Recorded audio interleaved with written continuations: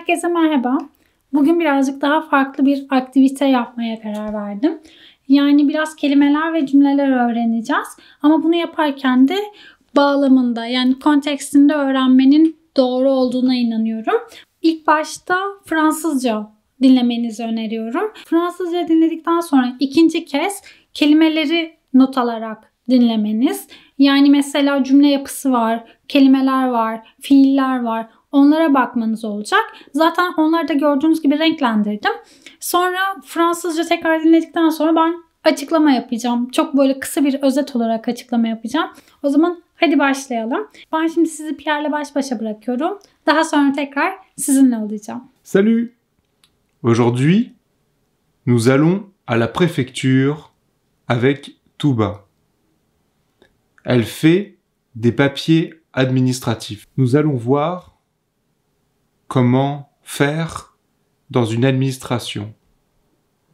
Nous allons commencer par un petit scénario pour apprendre un nouveau vocabulaire.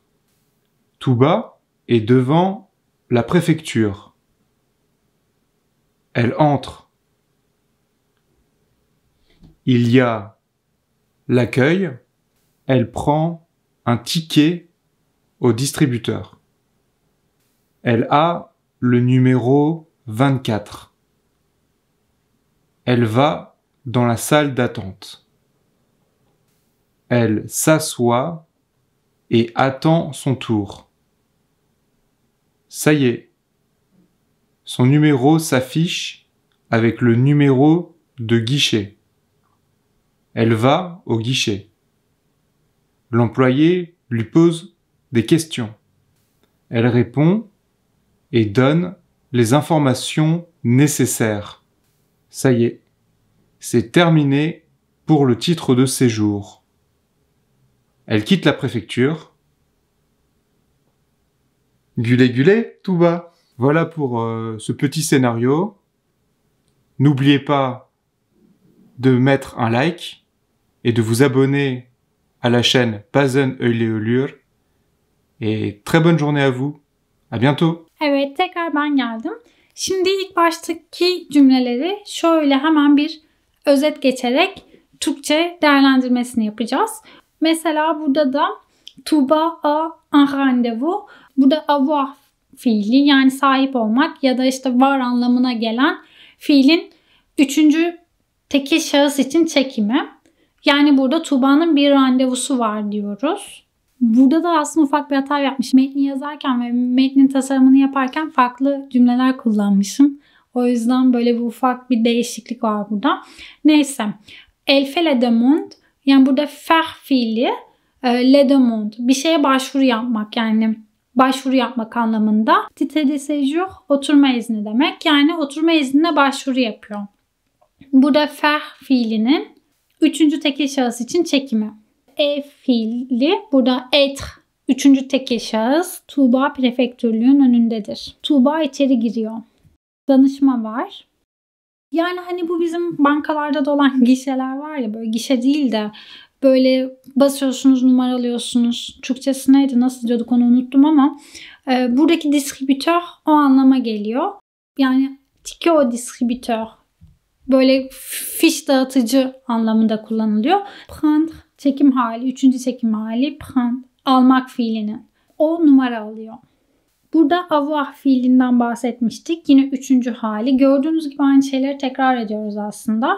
24 numaralı fişi var gibi bir şey aslında. O 24 numarayı aldı aslında. Yani hani tikeyi aldığımız zaman gördüğümüz numara. Elle est le numéro 24. Les salles d'attente. Bekleme salonu gördüğünüz gibi. Dans farklı kullanımları var. İçinde da, a gibi. Burada s'asseoir fiilinin üçüncü tekil şahıs çekimini görüyoruz. Özne aynı olduğu için fark ettiyseniz virgülle ayırıyoruz. Elle s'assoit, elle attend son tour. Yani aslında bunu virgülle ayırmasak şöyle. Elle s'assoit, elle attend son tour. O oturuyor, sırasını bekliyor. S'affiche görüntülemek anlamında kullanılıyor diyebiliriz. Onun gişe numarası göründü. Yani hani onu çağırıyorlar anlamında. O gişeye gidiyor. Çalışan ona sorular soruyor. Poser des questions. Sorular sormak. Lui ona. Çalışan ona sorular soruyor. Burada yine fark ettiyseniz cümle aynı olduğu için iki fiili bağlacıyla birleştiriyoruz. O cevaplıyor ve gerekli bilgileri veriyor. Tabii ki info kullanımı da yaygın. Les informations nécessaires. Voilà. İşte elle prend son titre de séjour. O oturma iznini alıyor. Onun oturma iznini alıyor. Prend fiilinin de 3. hali diye bahsetmiştik. Elle quitte la préfecture. Valilikten çıkıyor. Valiliği terk ediyor gibi. La préfecture. Valilik. La préfecture. Bunu unutmamak gerekiyor. Çünkü hayatımız hep orada geçiyor. Bu çalışmamız da bu kadardı. Bilmiyorum ne düşünüyorsunuz? Nasıl yaklaşıyorsunuz? Eğer fikriniz varsa bu konuyla ilgili yorum olarak bırakırsanız çok sevinirim. Çünkü hani sadece altyazımı koyayım yoksa ardından Türkçe'de açıklama mı yapayım? Bu konuda biraz kararsızım. Bu konuda fikirleriniz varsa bütün fikirlerinize açığım. Bir sonraki videoda görüşmek üzere. Hoşça kalın. Bu arada PM'in dediği gibi kanalıma abone olmadıysanız abone olmayı, videoyu beğendiyseniz beğen tuşuna basmayı unutmayın lütfen. Bir sonraki videoda görüşürüz. Hoşça kalın.